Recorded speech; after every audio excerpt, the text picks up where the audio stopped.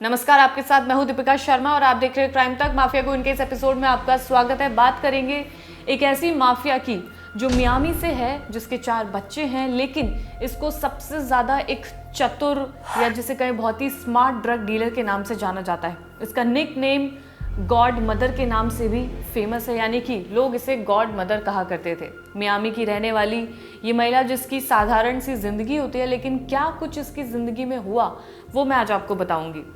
इस माफिया से $1 अरब का कोकीन बरामद हुआ था। ये बहुत मात्रा में होता है, इसकी जो वैल्यू है वो काफ़ी ज़्यादा है।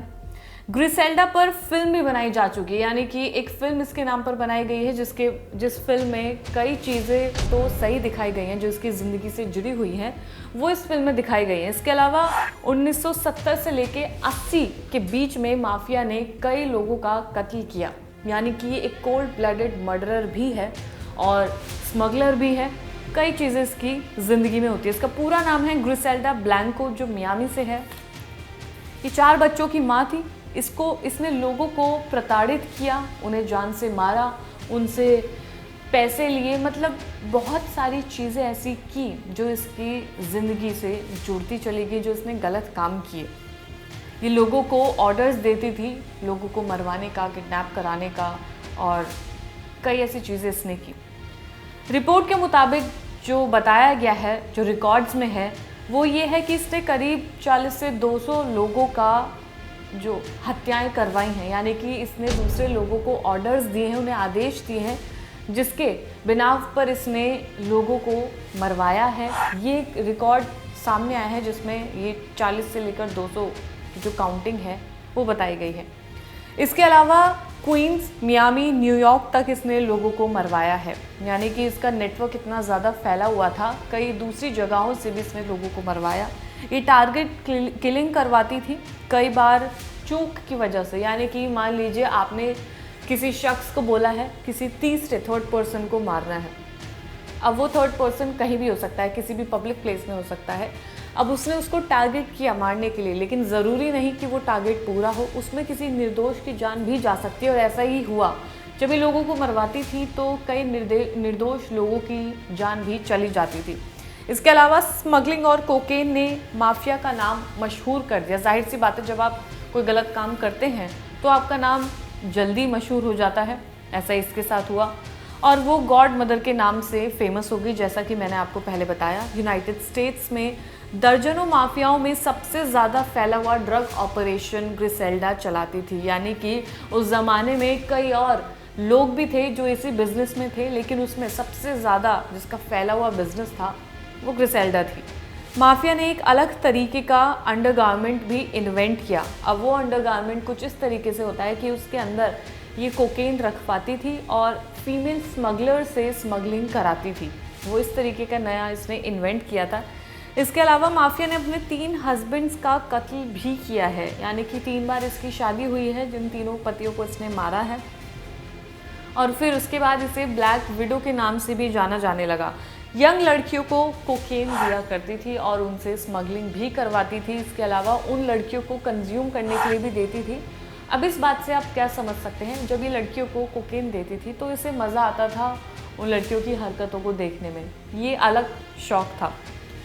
पहला कत्ल उसने तब किया, यानी कि ग्रिसेल्डा ने अपनी लाइफ का पहला कत्ल 11 साल की उम्र में कर दिया था। 11 साल की उम्र में उसकी शादी कराई जा रही थी जो उसे नहीं करनी थी, और उसने अपने ही दूल्हे को जान से मार डाला। नई दुल्हन ने अपने पति को मारा और फिर दूसरे पति के साथ वो यूएस में इलीगल तरीके से घुस गई, यानी कि जब उसने किसी और से शादी की जिसे वो पसंद करती थी, उसके साथ वो इलीगल तरीके से न्यूयॉर्क में घुस जाती है। ड्रग ट्रैफिकिंग के चलाने के लिए उसने न्यूयॉर्क में ड्रग ट्रैफिकिंग चलाया और इसके तहत उसे अरेस्ट भी कर लिया गया, यानी कि न्यूयॉर्क पुलिस ने उसे अरेस्ट कर लिया था। इसके बाद वो भागकर वापस मियामी आ गई, यानी कि उसने धोखा दिया, वो वहाँ से निकली, भागी और उसके बाद मियामी वापस आ गई। उसके डीलर्स की चेन काफ़ी ज़्यादा बड़ी थी। जाहिर सी बात है, जब वो लोगों को मरवा सकती है, कुछ भी कर सकती है, तो उसने अपने डीलर्स भी जगह जगह पर एक चेन बना रखी थी जो कोकेन या ड्रग स्मगल करते थे। एक महीने में वो $80 मिलियन का कोकेन यूएस लाया जाता था, यानी कि 1 महीने के अंदर 30 या 31 दिन के अंदर अंदर $80 मिलियन का कोकेन लाया जाता था। तो सोचिए कितनी ज़्यादा वैल्यू इसकी है, कितनी ज़्यादा डिमांड इसकी होगी उस समय पे। इस कोकेन के लिए कई मर्डर्स हुए। जाहिर सी बात है, जब आप गलत काम कर रहे हैं तो उसकी वजह से कई लोगों के कत्ल हुए। इतना ही नहीं, इसकी वजह से इसके खुद के 2 बेटे भी मारे गए।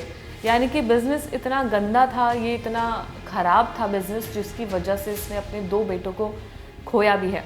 1994 में माफिया पर 2 साल के लड़के और एक कपल की हत्या का आरोप लगा था, यानी कि 3 लोग। एक इसने छोटे बच्चे को मारा, दूसरा एक कपल को इसने मारा। इसकी हत्या का आरोप इसके ऊपर लगा था। फिर इसे गिरफ्तार भी कर लिया गया था। माफिया को कोर्ट में पेश किया गया, जिसके बाद उसे 20 साल की जेल की सज़ा दी गई थी। और जब उसकी सज़ा पूरी हो जाती है, जब वो वापस बाहर आती है, तो इसका अंत कैसे हुआ वो मैं आपको बताती हूँ। दरअसल साल 2012 सितंबर 3 ये तारीख, और ग्रिसेल्डा एक बुचर शॉप पर खड़ी थी, जहाँ पर वो अपना सामान ले रही थी, और उसकी उम्र लगभग यही 70 साल के आसपास थी। जहाँ पर बाइक सवार 2 लोग आते हैं और सीधा फायरिंग करना शुरू कर देते हैं। उनके पास एक हैंडगन होती है जिससे वो फायरिंग करते हैं, और वो गोली सीधा ग्रिसेल्डा के सर में लगती है और उसकी मौत वहीं पर हो जाती है। यानी कि उसने क्राइम से तो रिटायरमेंट ले लिया था, अपनी जेल की सज़ा वो काट कर आ चुकी थी, लेकिन उसके बाद भी उसके पास्ट ने उसका पीछा नहीं छोड़ा।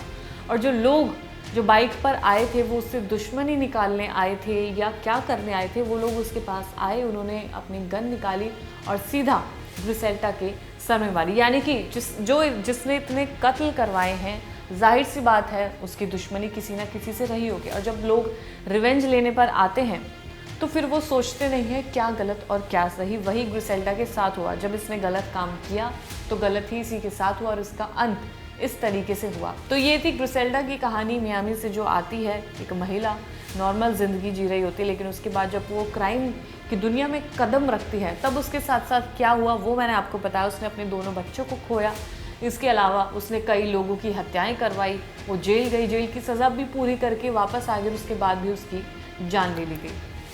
आपको ये कहानी कैसी लगी हो कमेंट सेक्शन में ज़रूर बताइएगा। इसके अलावा अगर नाम कोई आप जानते हैं किसी माफिया का, तो कमेंट सेक्शन में ज़रूर बताइएगा, फिर आगे उसी कहानी को लिया जाएगा। धन्यवाद।